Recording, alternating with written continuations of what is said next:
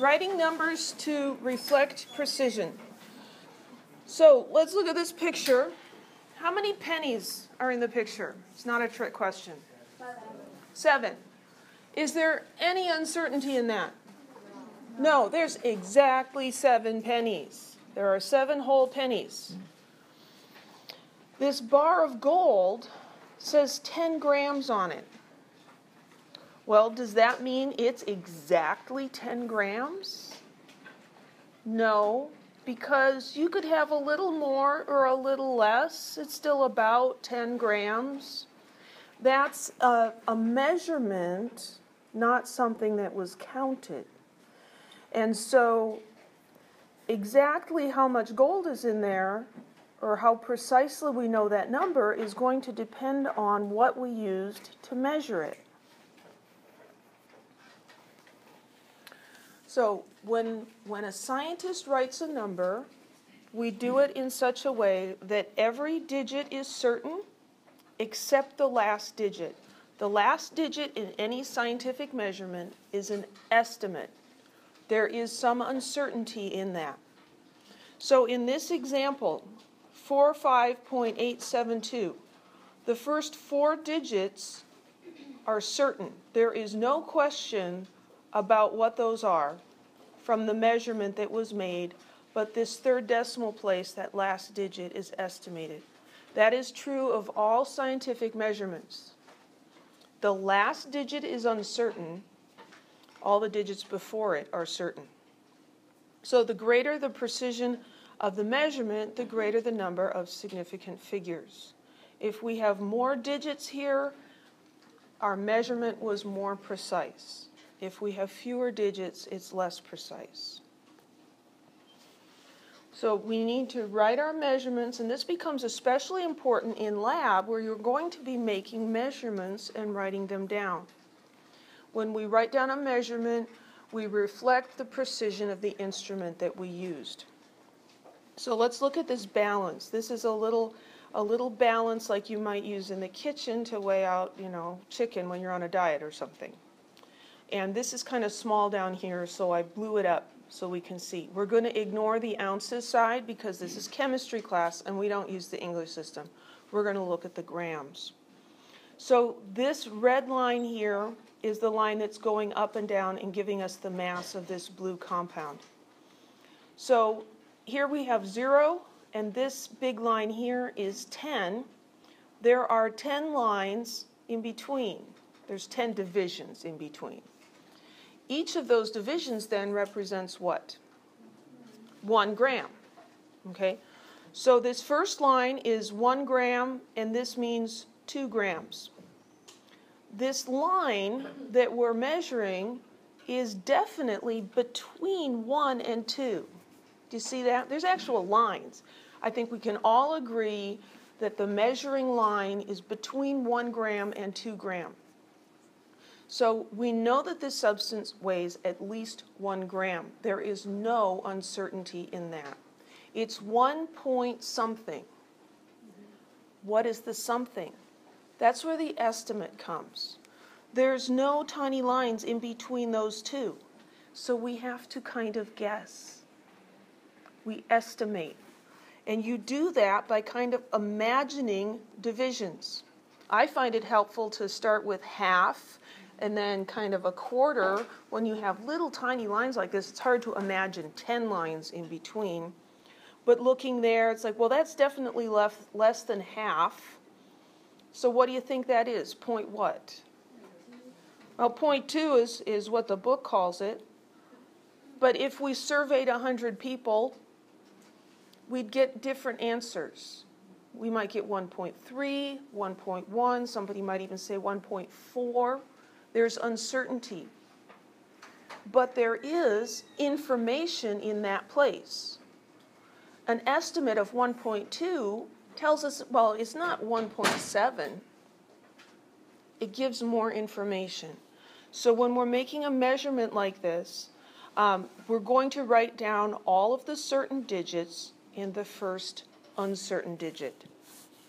I'm probably going to find this on the next slide.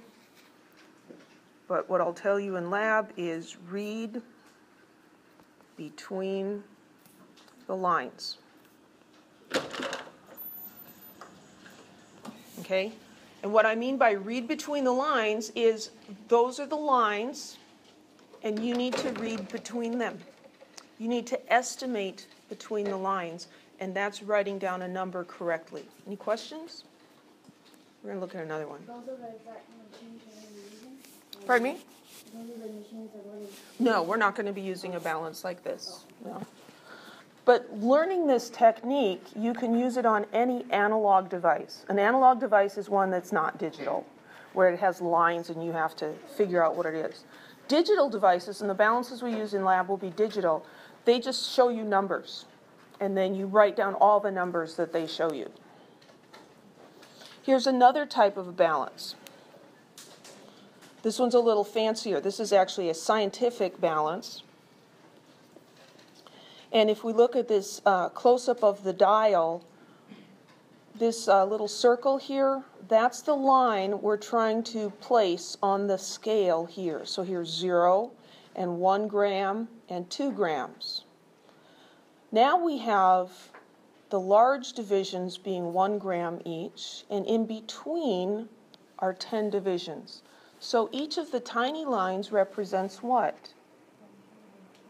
0.1 gram, or a tenth of a gram, right?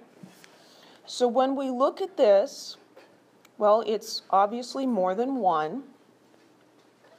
And there's 1.1 and 1.2. It's between 1.2 and 1.3. There are lines. We see it's between the lines. So when we write down 1.2, there's no uncertainty here in the 2. We can see it. But we read between the lines. Between the lines, the book has estimated it's 0.6 between these lines. So it's 1.26, little past halfway to 1.3. This last digit is the estimated digit.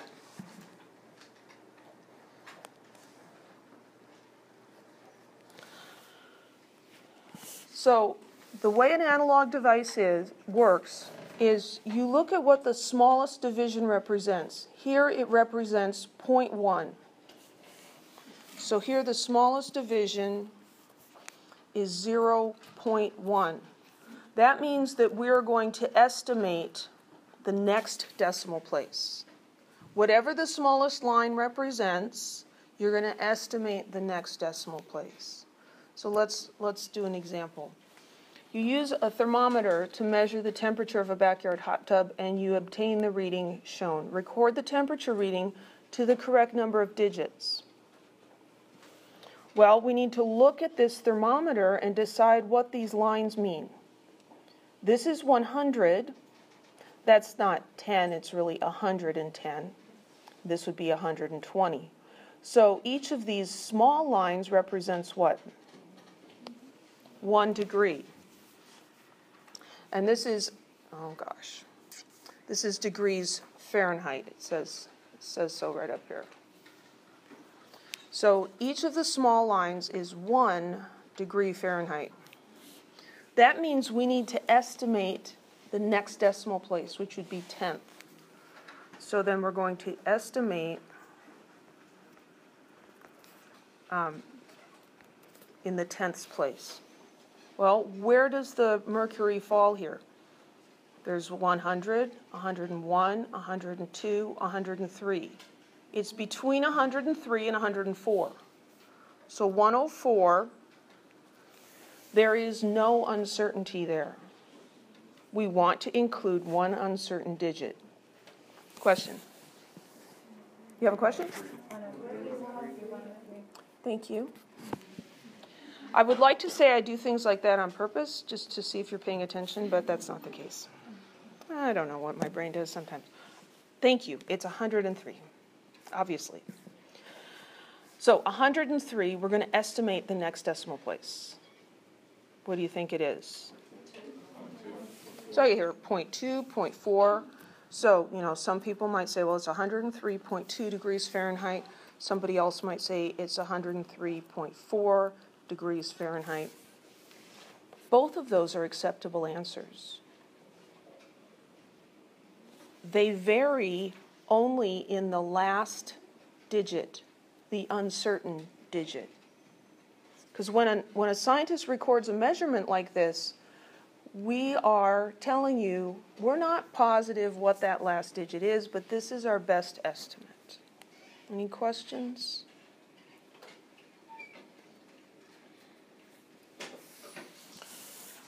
So I brought up the idea of significant figures. Significant figures are a way that we keep track of the uncertainty in measurements. And I'd say most 3A students are not overly fond of significant figures, but they're necessary. And if you'll stick with me and keep at it until it becomes clear, once it becomes clear, it's really easy. But you just have to push through until you get it. When the light bulb goes on, it's pretty exciting. First thing we have to do is decide what is a significant digit. There are numbers that are 0 and there are numbers that are not 0. So first we're going to talk about non-zero digits. 1, 2, 3, 4, 5, 6, 7, 8, and 9. So when we look at a number, any of the non-zero digits are always going to be significant. So in 1.05, that is a non-zero digit, and that is a non-zero digit. And in 0.0110, that's not 0, and that's not 0. So those guys are easy. You always count the non-zero digits. It's the zeros that give us trouble. And there are actually 3 different kinds of zeros. Did you know that? 3 different kinds of zeros. There's interior zeros. Sometimes I call them trapped zeros. These are zeros between 2 other numbers, and they always count as significant figures. So in 4.0208, we have 2 interior zeros. That 0 is between a 4 and a 2. That makes it special. That gets counted. This 0 is also an interior 0. It's between the 2 and the 8. In 50.1, this 0 is an interior 0 between non-zero digits. Okay? Students usually don't have too much trouble with those guys either. Then we have trailing zeros. If you think of the number like a train, and this, you always read left to right, and so we read the 5 first and then the 1 and the 0. This 0 is coming at the end. It's at the end of the number, it's at the end of the train, it's a trailing 0. Trailing zeros are significant if there is a written decimal point in the number. Not just an implied decimal point, but a written decimal point. 5.10. That's a trailing 0, but there's actually a written decimal point. So that's a significant figure. This number, 500.0. How many trailing zeros are there? 3. They all come at the end. There's a decimal point in the number. All the trailing zeros are significant. Any questions? We're going to do some examples too. Trailing zeros before an implied, not an actually written out, but an implied decimal point. These are ambiguous. It's hard to tell whether the writer intended these to be significant or not, and so we want to avoid them. And if we have to call them something, we're going to say they're not significant figures. So this number, 50,000, all of these zeros are coming at the end of the number. There is not a written decimal point. So these are those sorts of zeros we're talking about in this example. End of the number, no written decimal point. The number 10, there's no written decimal point. This is not a significant figure. How would we avoid these by using scientific notation? I did not mean to do that. Okay. Well, if we take 50,000 and put it into scientific notation, we're going to move the decimal point, the implied decimal point, 1, 2, 3, 4 places. So we're going to have 5 times 10 to the 4th. Do we need any of these zeros? No. The reason we wrote the zeros there instead of writing 5 is if we just write the 5 without the zeros, we've changed the magnitude of that number, right? $50,000 is a lot different than $5. It's all about the zeros, right? Those zeros are necessary, those zeros are important, but they're not considered significant digits because they don't reflect measurement. When we put a number into scientific notation, these ambiguous zeros go away. We don't need them to hold the decimal place because we've got the times 10 to hold the place. So those are the trailing zeros, and then the last type of zero is the leading zeros. These are the zeros that come at the beginning of the number. It does not matter where the decimal point is, where the zeros are. If the zeros begin the number, they are not significant digits. They are placeholders. So we look at this number, 0.0005. If we left the zeros out, we'd have 0.5. Not the same thing. We need the zeros there. So these are leading zeros. They never count. 0.0153, leading zeros. Those don't count. Leading zeros we consider to be not significant. Those also go away when you put a number in scientific notation. So looking at this first number, we need to move that decimal point 1, 2, 3, 4 places. The decimal point always goes after the first non-zero digit. So it would be 5, and there's nothing else. 5 times 10 to the 1, 2, 3, 4. We moved it 4 places, so it's a 4. Then we ask ourselves, is that a small number or a big number? Small. It's a small number. How does Mrs. K feel about small paychecks? Negative. So this is a negative exponent. When we put the number in scientific notation, we don't need any of those place-holding zeros. Okay? So let's do some examples. And we will have more practice. Oh, I guess we have to talk about something else first. But we're going to have more practice with this in lab. Because I could stand here and do examples all day long, and past what I've already done, it really wouldn't help. Where it really helps is when you are doing a problem and you're like, oh, wait a minute, I guess I don't understand. And then you ask me a question, and that's when things begin to click. And that's what happens in lab, and it's awesome. That's going to happen next week. Exact numbers. Beginning slide today, I showed you a picture of pennies. There's no uncertainty in that. It's an exact number. There's a couple of different kinds of exact numbers. One is exact counting of discrete objects, like the number of pennies. Or how many fingers am I holding up? 4. I didn't do this because then you'd argue about whether my thumb was a finger or not. So 4 fingers. No uncertainty, exactly 4 fingers. That's an exact number. Integral numbers that are part of an equation. Well, what might that look like? Well, the diameter of a circle is 2 times the radius of a circle. This number is an integer. That's what integral means in this context. This is an integer. It's part of an equation. That's an exact number. Defined quantities. Sticking with the English system for a little bit because that's what you're more comfortable with. 12 inches equals 1 foot. That's defined. There's no uncertainty. 1 foot is exactly 12 inches, right? This is an example of a conversion factor as well. Conversion factors, some of them are defined, some are not. if you're staying in one system or the other, if you're within the metric system, the relationships are going to be exact. If you are staying within the metric English system, what did I say first? I don't know. I said metric first. If you stay within the English system, those conversions are exact.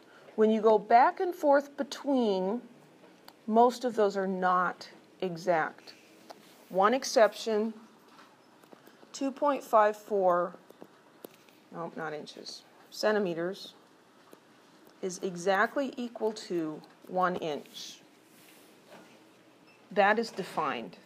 I'm not going to try to trick you on that one, but just want to tell you about it. So let's determine the number of significant figures in each of these numbers. 58.31, how many sig figs? 4. Starting off with, kind of an easy one because there's no zeros. It's only the zeros you have to mess around with. This one, 0.00250. 3. All these zeros at the beginning are leading zeros. They're only holding the decimal place. We don't count them. The trailing zero, we're going to count because there's a decimal point that's written down in the number. It doesn't matter where in the number the decimal point is. If it's explicitly written, then all the trailing zeros count. 2.7 times 10 to the third. Got a variety of answers. I got 1, 2, and 5. 2. Why? Well, 2.7. This is the decimal part of the scientific notation. That's where the significant figures are. 10 to the whatever is the placeholding part. So 10 to the 3, 10 to the minus 19, those don't count as significant figures. Those just tell us where to put the decimal point. So in scientific notation, you count these. I'll do an extra little thing over here. Let's see, 5.90 times 10 to the 4. How many sig figs? 3. 5, 9, and 0. That's a trailing zero. But when you have a zero, a trailing zero in scientific notation, there will always be a decimal point. So if it's written in scientific notation, all of these digits count. This one has 3 sig figs. 1 centimeter equals 0.01 meters.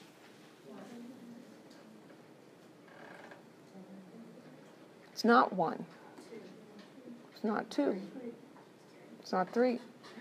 If we keep going like this, we're going to be here a very long time. Infinite. This is an exact defined quantity. Centimeter and meter are both units of length in the metric system. A centimeter is defined as 1/100th of a meter. Okay? How about 0.500? 3. The leading zero doesn't count, but the trailing zeros do because of the decimal point. 2100. I hear 2 and 4. We're not really sure what the writer of that number means with the 00 here. Okay? So then we're going to assume the worst and assume that those are placeholders. Those are ambiguous zeros. So we're going to assume the worst, and if we're pressed to put a number of sig figs, we're going to say there's 2. A better way to report that number would be to put it into scientific notation. 2.1 times 10 to the third. There's no ambiguity now. If they are significant, we can indicate that in scientific notation by writing them out. So this one has 3 sig figs. Sorry, no, 2. This one has 2. This one has 4. Because there's trailing zeros with a decimal point. This one was ambiguous. If we have to give it a number, we'll call it 2. Any questions? So it's one of those things you have to practice. It's a little bit like learning a new board game. You can read through the rules, and they don't really make all that much sense. The best way to learn a board game is to play it with other people who already know how to play. And you're going to make mistakes, and they'll say, no, you can't do that. Or, you rolled doubles 3 times in a row, you have to go to jail now. You're like, what? No, really? It's the rules. So you have to play the game and be corrected when you make mistakes, and then you'll get the hang of it.